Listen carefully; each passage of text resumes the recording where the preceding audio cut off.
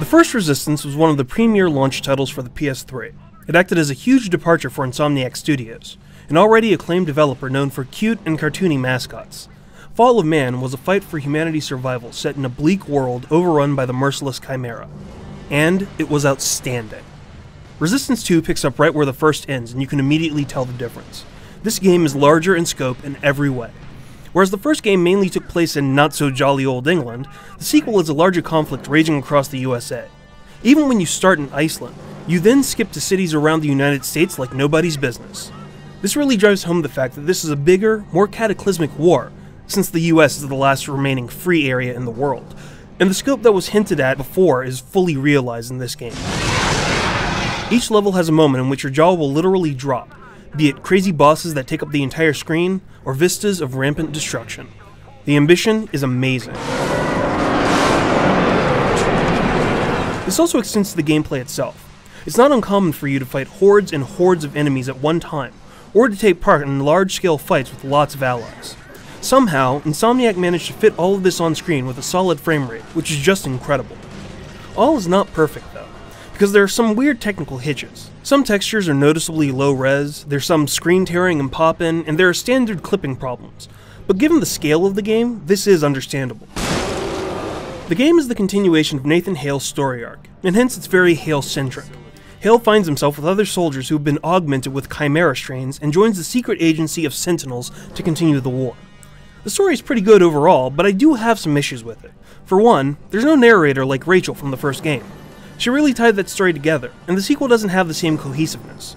Character motivations aren't clearly explained sometimes, and the ending, well, let's just say that it ends.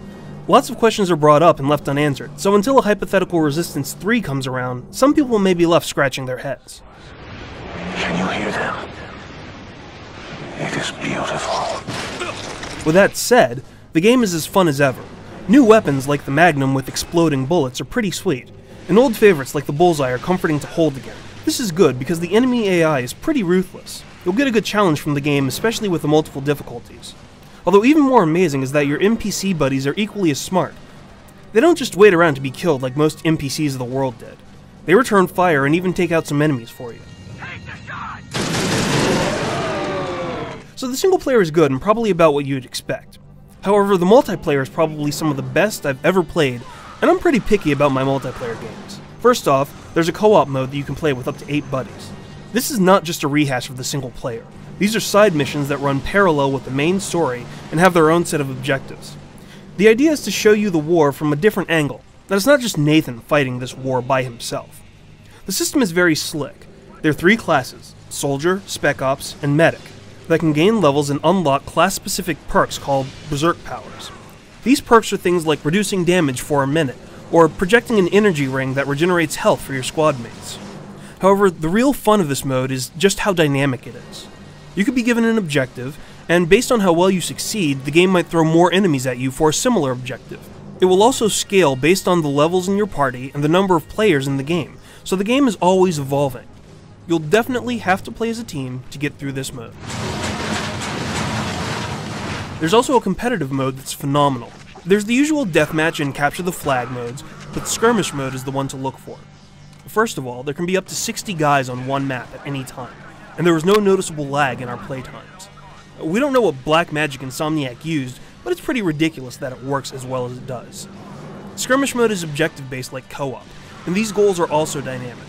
Your squad of 5 players will be given commands like protecting a base, grabbing a node, or eliminating a priority target, and rival squads will be assigned to stop you. The emphasis on squad play is great, and it really focuses this action. As the timer counts down in a round, the objectives will gradually funnel everyone to the middle of a map where a hectic firefight will break out for total domination. It's smart, organized, and most of all, it's a lot of fun. Resistance 2 is worth it for the multiplayer itself, but the fact that you're also given a rather epic single-player game is also remarkable. There's tons of replayability, unlockables, and trophies, and it's one of Sony's shining exclusives of the year. It's better than the first Resistance in every way, and whether you're a human or chimera, this is a fight to join. For the full written review, head over to IGN.com.